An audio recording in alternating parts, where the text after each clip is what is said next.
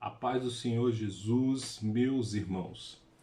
Hoje é dia 31 de dezembro e daremos início, nesse momento, à nossa lição de número 14. Bom, o título da nossa lição de hoje é Missões e a Volta do Senhor Jesus.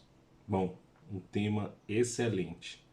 O texto áureo está escrito em Mateus, capítulo 24, versículo de número 10.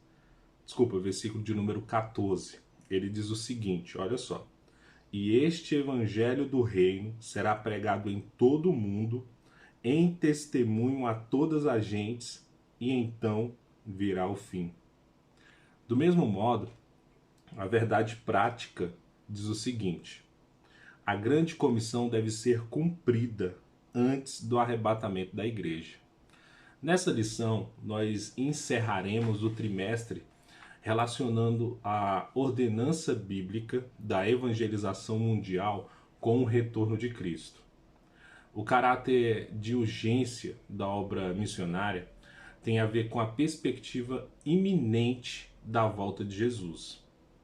Sim, o nosso Senhor, ele pode voltar a qualquer momento e por isso nós devemos evangelizar, proclamar o evangelho para o pecador, a fim de que ele se arrependa dos seus pecados e creia em Jesus como único e suficiente Salvador. O Senhor Jesus Cristo, ele ainda continua chamando a sua igreja. Esse alerta final, ele precisa ser proclamado até a volta dele.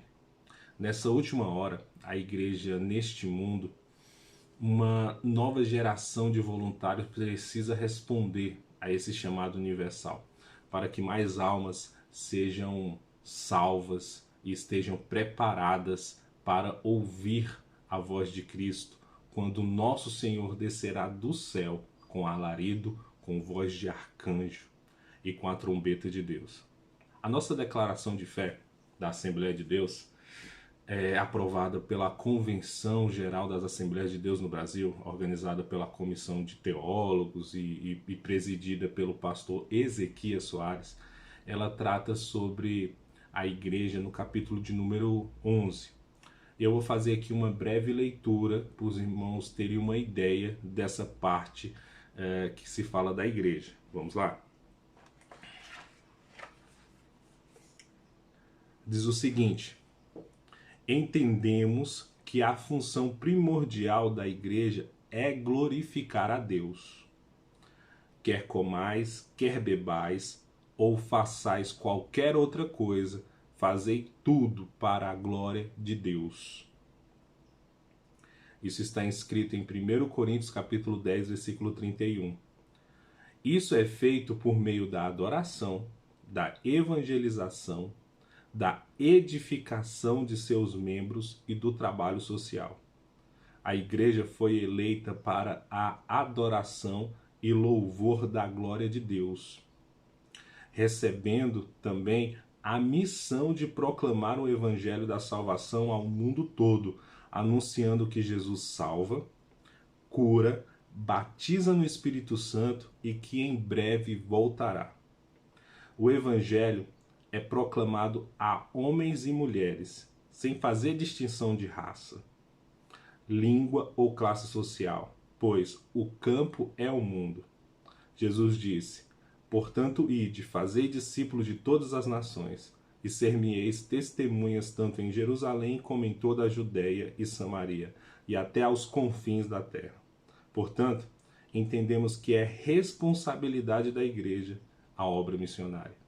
Se está escrito em nossa convenção, na declaração de fé, na páginas 122 e 123. Então, irmãos, preste bem atenção. Nós estamos levando o evangelho do reino a todo mundo. A urgência da pregação do evangelho em todo mundo reside no fato de que o nosso Senhor não retornará até que esse objetivo seja cumprido.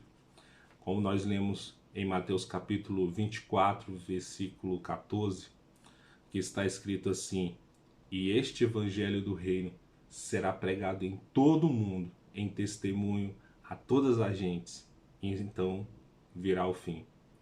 Bom, à luz dessa grande urgência da pregação do Evangelho, o que você tem feito em prol do reino de Deus? Bom, há obreiros suficientes em nosso meio para cumprir essa grande comissão? E por que sempre haverá poucos?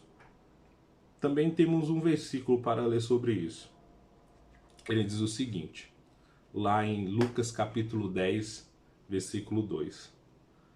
E depois disso, designou o Senhor ainda outros 70 e mandou-os adiante da sua face, de 2 em 2, a todas as cidades e lugares aonde ele havia de ir. E dizia-lhes, grande é, em verdade, a seara, mas os obreiros são poucos. Rogai, pois, ao Senhor da seara, que envie obreiros para a sua seara.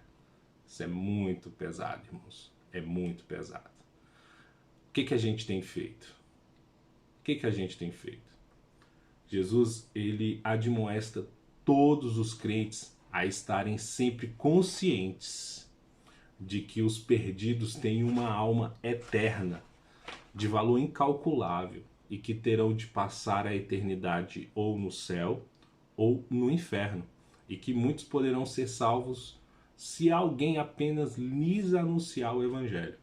Será que os jovens enxergam a grande urgência desse trabalho?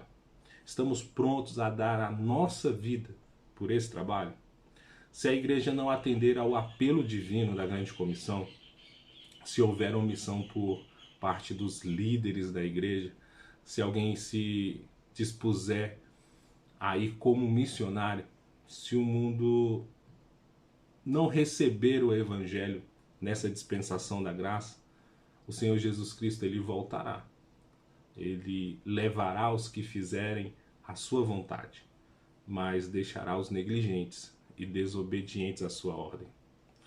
Em 1 Coríntios capítulo 9, versículo 16, o apóstolo Paulo está ciente dessa responsabilidade, quando ele diz, porque se anuncio o Evangelho, não tenho de que me gloriar, pois me é imposta essa obrigação.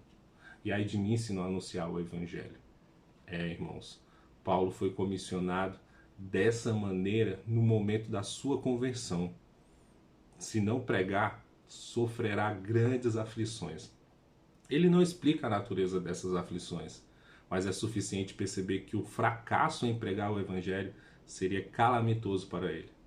Irmãos, oremos fervorosamente pela obra missionária, a fim de arrebatarmos almas para Cristo antes da volta dele. Como então responder positivamente diante dos desafios que se colocam na nossa responsabilidade de pregar o Evangelho até o arrebatamento da igreja? Eu acho que o segredo ele se encontra em Zacarias capítulo 4, versículo 16. Vamos dar uma olhada? 4, versículo 6. No livro de Zacarias conta o seguinte, ó. E respondeu e me falou, dizendo, esta é a palavra do Senhor a Zorobabel, não por força, nem por violência, mas pelo meu Espírito, diz o Senhor dos Exércitos. Embora essa mensagem tenha sido entregue a Zorobabel, é aplicada a todos os crentes.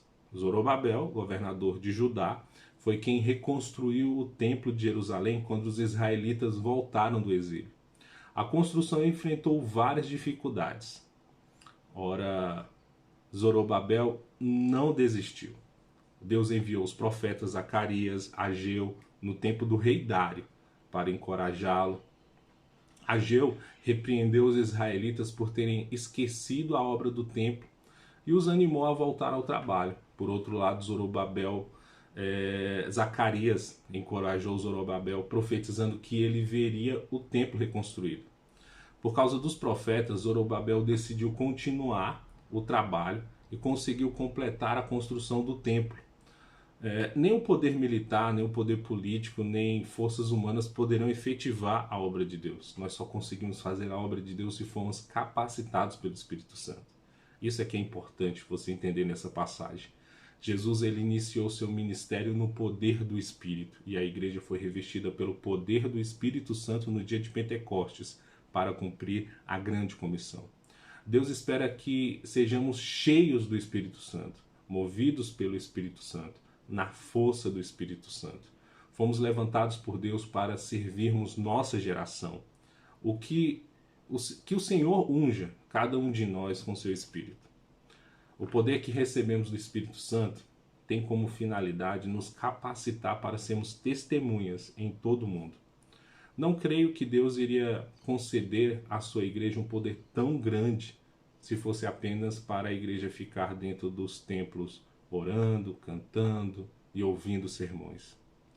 O poder do Espírito Santo foi dado à igreja com uma finalidade bem específica. Ser-me-eis testemunhas tanto em Jerusalém como em toda a Judéia e Samaria e até os confins da terra. A volta de Jesus Cristo, sem sombra de dúvida, está ligada à obra missionária. O fim virá somente depois que todas as nações ouvirem o evangelho da verdade. Isso é quando a igreja houver completado a sua obra evangelizadora de âmbito mundial. O crente deve ter em mente, em todo o tempo, a iminência da vinda de Cristo e ao mesmo tempo difundir o evangelho. Como nosso Pai no céu não quer que ninguém pereça, todos os cristãos devem estar ansiosos para atender a esse chamado e ter uma compaixão por ganhar almas. As nações para Jesus, esse deve ser o nosso sonho, esse deve ser o nosso desafio, esse deve ser o nosso alvo. Nossas orações devem abranger os povos do mundo inteiro. Nosso dinheiro deve estar apoiando missionários nos confins da terra. Nossa vida deve estar sendo gasta nesse propósito. Nossos filhos devem estar sendo treinados com a visão missionária e colocados à disposição do Senhor para os seus propósitos. Meus irmãos, nós devemos agradecer a Deus pelo despertamento missionário que temos visto no Brasil nesses últimos tempos. As igrejas têm entendido corretamente a urgência de serem testemunhas, tanto aqui como até os confins do mundo. A mensagem bíblica do Evangelho tem de estar fundamentada na proclamação da morte, ressurreição e na esperança do retorno de Jesus Cristo. Que o Espírito Santo continue despertando a igreja nesses últimos dias que antecedem a volta de Jesus Cristo para arrebatá-la. E desde já eu desejo a todos os irmãos um feliz e próspero ano de 2024. Fiquem todos com Deus. A paz do Senhor Jesus Cristo. Amém. Até a próxima.